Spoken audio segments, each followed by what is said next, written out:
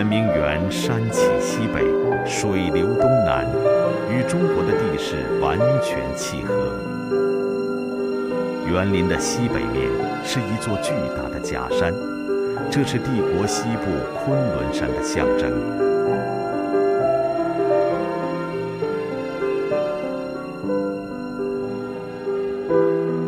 园林的东面是一个巨大的人工湖，象征着帝国的东海。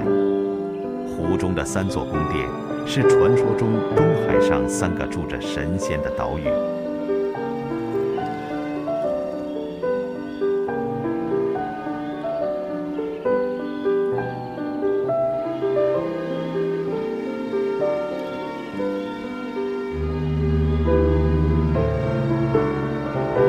皇帝处理朝政和皇室居住的地方是圆明园的核心地带。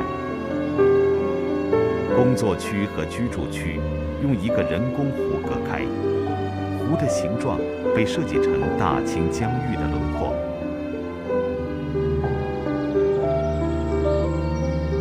沿湖分布着9个人工岛屿，环抱于9岛之中的这群宫殿，正是皇帝和他的嫔妃们居住的地方。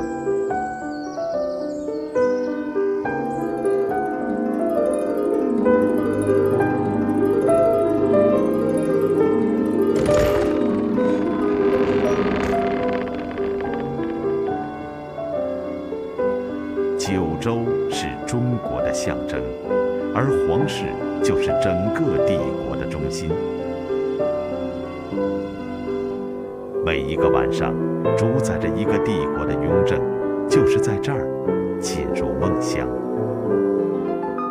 9州一片安宁，湖水波平浪静，大清的天下永久太平。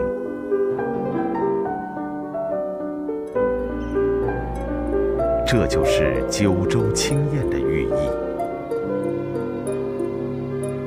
根据雍正的旨意，圆明园的设计处处体现着皇权的至高无上。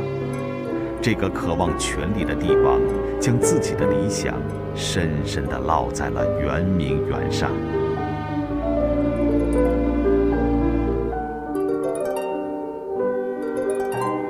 居住区的南边是办公区，每一个早晨，雍正都会准时来到这个地方。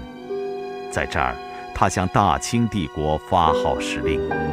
这儿既是圆明园，也是整个帝国的心脏。雍正将圆明园建成了一个帝国的缩影，充满了政治象征。但是，这并没有影响他在园林艺术方面的成就。与庞大而封闭的皇宫相比，圆明园更为自由开阔。这里的宫殿规模小巧，外观朴素，与周围的山水十分协调。圆明园中的每一个空间都经过精心的设计，烟水迷离的江南水乡，诗情画意的理想之地。这座史无前例的皇家园林，是自然风韵和艺术加工完美融合的典范。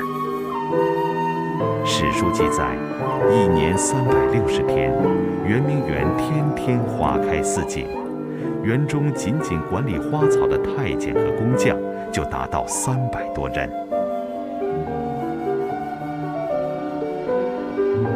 圆明园的宫殿各种各样，几乎囊括了中国所有的建筑风格。这座宫殿的形状类似一个汉字“万”，它有着浓烈的政治含义，象征着大清江山永久的传承。清宫档案记载，这里四面环水，冬暖夏凉，是雍正最喜欢休闲的地方。在如此安逸幽静的场所，雍正念念不忘的仍然是帝国的太平。